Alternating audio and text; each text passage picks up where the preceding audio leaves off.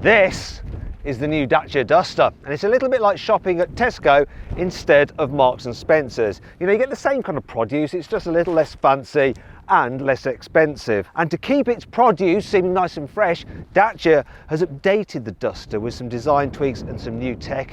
In this video I'm going to talk you through that, and of course I'm going to chat you through the design, I'm going to talk you through the interior, I'm going to see how practical it is, I'm also going to take it for a drive, and I'm going to launch it to see how quick it is from 0 to 60 miles an hour because I've lost the plot. Yeah, I'm actually Matt Watson and you're watching Carwow. Buy, sell, Carwow.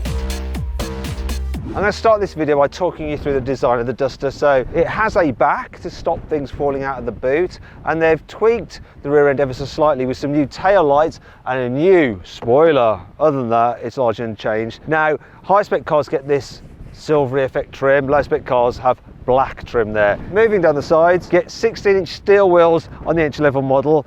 However, they do go all the way up to 17-inch alloys, and the alloy wheel designs have been tweaked slightly compared to the pre-facelift car. Now, the top two spec cars get these lovely satin roof bars with Duster written on them.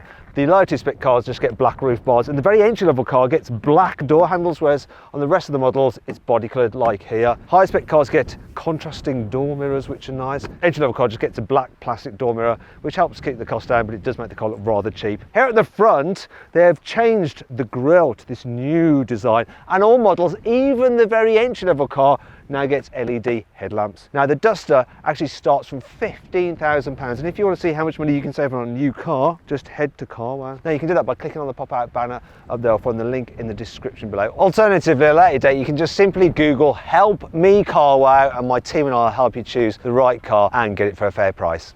Here on the inside, Dacia has updated the Duster's infotainment system. All but the entry-level model gets this 8-inch touchscreen. It's much easier to use than before. The graphics are nicer, though they're still not the sharpest or most colourful in the world. But you do get wireless Apple CarPlay and Android Auto as standard. And check this out as well, look. If you have a car with climate control, then you actually have the digital display of the climate in the dials, just like on an Audi R8. Also, you can now get the Duster with blind spot monitoring. Other than that, it's pretty much the same as before. So you just get analog dials with this very simple digital display in black and white in between the two dials. Very simple laid out cabin, and all the plastics are all scratchy and brittle. But you know, this car doesn't cost that much, so you can forgive it. There's plenty of adjustment in the steering wheel and in the driver's seat, and you can actually get heated seats. Speaking of which, I like these seats. And the high specification cars get this nice patterning as well. In terms of storage, you've got a little bit of space under there, and the door bins are nice and big.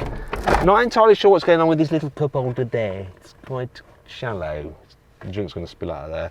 I suppose you can put the keyless go key in there. And look at this, you've got a 12-volt socket there and 2 USBs there for charging various devices. Here in the back of the Duster, it's pretty spacious, so headroom's really good, knee room's decent, and the footwells are big, and the front seats are raised up so you can actually stretch out underneath them, so it's really comfortable. Also, the back windows are nice and large, so you get a good view out. If you need to carry 3 people at once, this middle seat is quite wide and squidgy, and there's enough room for everyone's feet, and the car is reasonably wide, so you can fit 3 adults in the back, and it's not too terrible. Another thing that's good, door bins, look, they are large, so you can just about squeeze a big bottle in. What's also good is that now Dacia's added some USBs here in the back, so you can charge your devices if you're in the rear. What's not so good though is this, look, there's no armrest and you can't fold down this middle seat for through loading. Also, the ISOFIX anchor points, you have to stab away at the gap between the seat with the ISOFIX on the child seat to actually get it located.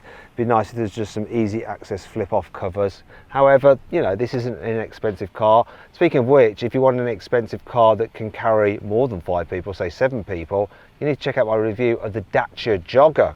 Click on the pop-out banner up there, I'll find the link in the description below to do that now. Now let's check out the Duster's boot. So the capacity is 445 litres for the 2-wheel drive version. It falls to 411 litres for the 4-wheel drive model. I like the fact that look, there's no load lip, so you can slide items straight in and out like that. Also, it's a useful square shape, and if you want to fold down the seats, when you do it, you get a fairly flat low bay, so you can just slide things straight in like that. There are some useful features such as places to hang stuff off, some tie down points, and look, a 12-volt socket there, which is handy for one of those little vacuum cleaners, which I could do with now because there's sand all over the inside of this boot. Now you might be thinking, that's a fair size, but I need more room and I don't want to spend too much money. Well, if you want a load more space for not that much more, well, actually quite a bit more cash, but still not that expensive, you need to check out my in-depth review of the Skoda Kodiaq by clicking up there. I'll find the link in the description below. Now, one of the good things about the Duster is that, look, you can get this, a full-size spare wheel. Oh yes, it's a £300 optional extra, and if you do specify that, then it does reduce the boot capacity by 35 litres, because then you can't use this area under here for storage because it's got wheelage in there. And that brings on to 5 or 9 things about the Dacia Duster. The location of the cup holders here in the front is a bit annoying, so you can either use that cup holder there, and then when you have the armrest forward, you can't get to your drink. So you think, I know, I'll put it there, that's going to be fine. Yeah, but it gets in the way when you want to use the handbrake, and then that happens. Sorry. Unlike with many other off-roaders, the doors don't cover the sill. So when you go off-roading, which I did the other day, look, that's why they've got all mud in there. This gets covered in mud, and then when you get in and out of the car, you end up just rubbing the back of your jeans on that protruding sill. You can see here, these are the jeans I was wearing yesterday. I have cleaned them a bit, but they've still got mud on the back of them. It's annoying, that. The fuse box is located within the glove box, and that means the glove box isn't quite as big as it could be. There's no automatic release for the fuel filler cap when the door is open, so you have to go into the cabin and pull a lever here, look, to undo it. You see? It's all very annoying. Oh, bugger. Oh, God, see what I mean? Oh, there. Well, you've got an automatic mode for the driver's window. You don't have it for the passenger. So if you're the driver and you've done a fart and you need to let the smell out, you do have to keep your finger depressed to lower the passenger side window for full ventilation and goodbye farty smell. Thankfully, this car has plenty of cool features to help make up for all this. Here's 5. Oh no, look, we've got a serious snag seatbelt situation. Oh, not to worry. We've got a very simple solution to prevent that happening. A little slot there, and then when you fold down the seats, it's no problem no more. Simple, yet effective, like me. Unlike many other small SUVs, which are pretend off-roaders, the Duster actually is available with 4-wheel drive, so you can do some proper off-roading in it. In fact, here's a montage of me smashing the crap out of a Duster off-road.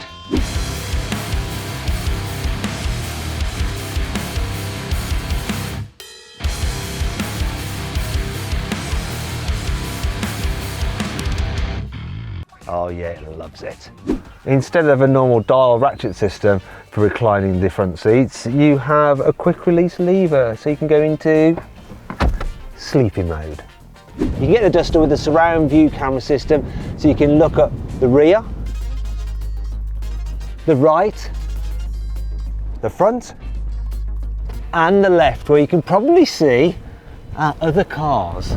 Now I'm going to talk you through the engine choices on the Duster, but first, you've got to see this, look. The bonnet is held up by gas struts. That's not the kind of thing you only find on premium cars. Anyhow, the range starts off with a 1 litre 90 horsepower petrol engine. You can actually have it as a biofuel with LPG if you want. Then there's a 1.3 litre turbo petrol engine, which has either 130 or 150 horsepower. If you go for the higher horsepower version, it comes with an automatic gearbox. Otherwise, all Dusters are manual only. Then there's the diesel, which is a 1.5 litre with 115 horsepower, and you can either have that as front or all-wheel drive. Anyway, what I'm going to do now is configure my ideal Duster in terms of the engine choice and the trim level using the carwow configurator. Selected it, and if you want to see what I think is the best combination of engine and trim on the Duster and the saving through carwow, click on the pop-out banner up there or the link in the description below. Okay, let's see what this Dacia Duster is like to drive. So at lower speeds, it's actually pretty good. So when you're driving around town, there isn't too much of a problem. It's not the fastest though, like you can be outrun by a hair. Yeah, it's easy to drive around town. The steering's light, the controls aren't too bad. The gearbox is a bit notchy, but it's reasonably accurate. The clutch pedal is light and the brakes are progressive. they're not grabby. That's good. So it's also good, the raised driving position, which gives you a good view out, and overall visibility is pretty impressive. Great view out the back window especially, and you've got some nice big door mirrors. I've also got to say that the suspension is soft and squidgy, so you can just glide over bumps and it's all right with potholes. However, you do get a clonky sound when you go over bumps that little bit quicker. Another problem with the suspension is when you encounter a twisty road, because if you chuck this car into a corner, it just lean quite a bit in the bends. And yes, you can't drive it that quickly through a twisty section of road, although that's not really why you want to buy one of these cars. However, there are smallish SUVs which do handle a lot sharper and are more fun to drive. And if you want to see my pick of those, click on the pop-out button up there or follow the link in the description below. Perhaps the biggest issue though is the diesel engine. When you accelerate hard, it makes a right old noise. It's got a decent amount of punch, which is okay, especially when you're on the motorway and you need to overtake, so you don't have to do too many gear changes. However, when you are going quick on the motorway, that's when you also notice that you get quite a bit of wind noise, especially whipped up from those big door mirrors. So on longer journeys, this isn't the most relaxing car to drive. It's also a bit of a shame that you can't get it with adaptive cruise control with lane keeping assist. It's just a basic cruise control system, which ultimately is quite useless if there's any traffic about. According to Dacia, the four-wheel drive diesel version of the Duster should be able to do 0 to 60 in 10.2 seconds. Well, I'm going to find out for myself using my specialist timing gear. So I'm going to launch it as best as I can. So hold it on the handbrake, build up some boost, and oh, it just runs out of power at the top end of the rev range. Just there's hardly any point holding on to the revs. That feels longer than 10.2 seconds. 13.75. Right, I'm going to try that again, but I'm going to change up earlier. There's just no point holding on to these revs. Keep it in the torque. Is that quicker? Don't think so. Worse. Last thing to do is a brake test. I'm going to see how long it takes this car to stop from 60 miles an hour. Full emergency stop now. Right, so it stopped in 40 meters, which is quite long. The Duster is slow at accelerating and slow at stopping.